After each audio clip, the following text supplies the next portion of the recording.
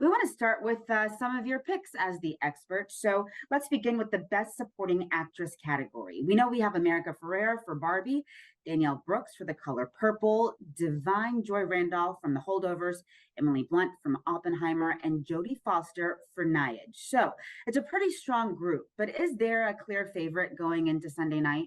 Yes, there is. That's Divine Joy Randolph from The Holdovers. I mean, she was great. Her breakout film was Dolomite Is My Name. And since then, she's been on this like steamroll through Hollywood. She's been doing great.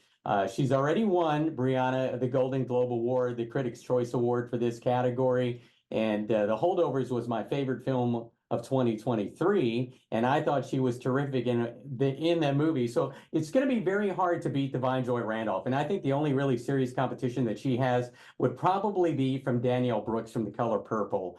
She played Sophia in The Color Purple. She's great. I know you were pulling for America Ferrara from Barbie. We did get a chance to talk about this for a little bit, Joe. And what it feels like to me is that this could lead to a little post-Oscars controversy if you don't have a woman winning an award for Barbie, the biggest movie and a feminist movie from this year. Well, obviously that's possible. And, you and I had a conversation before about I felt that Greta Gerwig should have been nominated for Best Director for Barbie, but she wasn't. And I feel like that should have been the award that should have been given. But, America Ferrara is, I don't think, in my opinion, was better than Divine Joy Randolph. She wasn't better than Danielle Brooks. I mean, this is a big, tough category. Emily Blunt, Jodie Foster in there. So I don't think there's really going to be that much of a backlash. If America Ferrara doesn't win, I think we're going to be all right. Okay, all right. Well, let's move on to Best Supporting Actor. In that category, we've got a lot of big names. Mark Ruffalo in Poor Things, Robert De Niro for Killers of the Flower Moon, Robert Downey Jr. for Oppenheimer, Sterling K. Brown for American Fiction, Ryan Gosling for Barbie. And with all those big names, we know this is actually a first-time nomination for Sterling K. Brown. So how do you think his performance in American Fiction will hold up against some of those more traditional Hollywood heavyweights? Well, Sterling K. Brown was terrific in American Fiction. I gave that movie 4 stars out of 4 stars. It was one of my favorite films of last year. I thought he was great in that film. Mark Ruffalo was terrific in Poor Things. I mean, he was hilarious in that. Mark Ruffalo has already won he's 4-time nominated Oscar nominee. So he's been nominated 4 times. Everywhere that Robert Downey Jr., every award show so far has been giving the win to Robert Downey Jr. He's the front runner. He won the Best Supporting Actor at the Golden Globes. He won the Best Supporting Actor at the Critics' Choice Awards as well. I think Robert Downey Jr. is going to win in this category as well. I would have preferred for Sterling K. Brown or even Mark Ruffalo to win in this category, which I like their performances a little bit better. But it seems like there's just fever pitch for Robert Downey Jr., and I think he's going to come out victorious and take home the Oscar for Oppenheimer. Yeah, he certainly does have all the momentum behind him. So it'd be fair to say it would be quite a shock and quite an upset if he didn't take the trophy home. That's right. Hollywood would go nuts.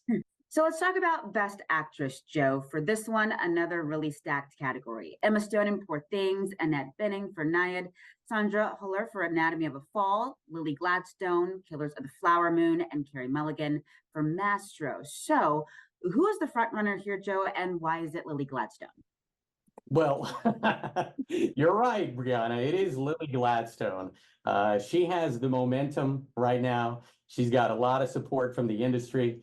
And also if Lily Gladstone wins the Oscar for her portrayal of the real life Molly Burkhart, then she will be the first Native American actor to be honored in the acting category. So, that's a big deal right there. She won the Golden Globe Award. She won the Gotham Awards. She won the National Board of Review Award.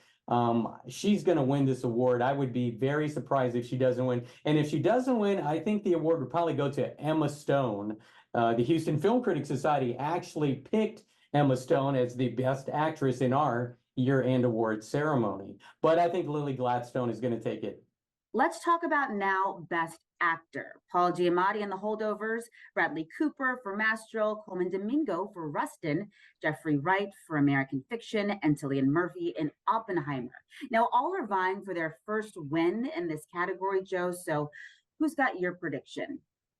Well, now this one, Brianna, is a little bit tougher because, Cillian Murphy has got a lot of a momentum going right now for Oppenheimer. Mhm. He really, really fought for that role. He's terrific in that film as well. And he was so good in it that I could see him maybe winning, but I think that Paul Giamatti is going to take it. I think he's going to beat Cillian for the Best Actor competition. He was terrific in The Holdovers. 20 years ago, when Paul Giamatti was in the movie Sideways for the same director, Alexander Payne, who directed The Holdovers, he was snubbed by the Academy, didn't get the Oscar nomination. So in a way, if he wins, this will kind of be a makeup for that. And he gave a great speech at the Golden Globe Awards. That went a long way. He won at the Critics' Choice Awards, where he gave a great speech also. And then, of course, remember, Brianna, he went viral for going to In-N-Out Burger after the Golden Globe Awards with his little Golden Globe Award and sat there just eating with everyone else, except he had a little Golden Globe Award right next to him while he ate a burger. That's cool. I think Paul Giamatti is going to win.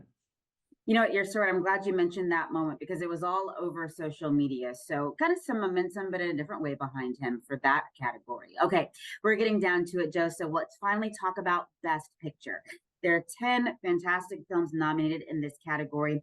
I think most critics do have Oppenheimer winning this one of the biggest movies of the year. Joe, what do you think? Well, now, before I tell you who I think is going to win, the Houston Film Critics Society chose Poor Things Okay. as the best picture of the year. So for our members, that was the best film of the year. However, Oppenheimer has got 13 Oscar nominations. It's already won the Golden Globe Award. It's already won the Critics' Choice Awards, the BAFTA Award, the SAG Award. It's clearly the front runner. And I believe that, yes, at the end of the show, Brianna, Oppenheimer will take home the Oscar for Best Picture of the Year. Yeah, it's that classic Oscars recipe, right? For the type of picture that the Academy really likes. Yeah, I'm really looking forward to all the musical performances as well. To see Billie Eilish sing the Barbie nominated song. And we were talking about, will Barbie win any Oscars? That's where Barbie's going to win the Oscar. Billie Eilish is going to take home the Oscar for her nominated song from the movie Barbie. So when it's all said and done, I think Barbie will walk away with a few Oscars. Just won't be one of the main category Oscars, but I think it will win some Oscars.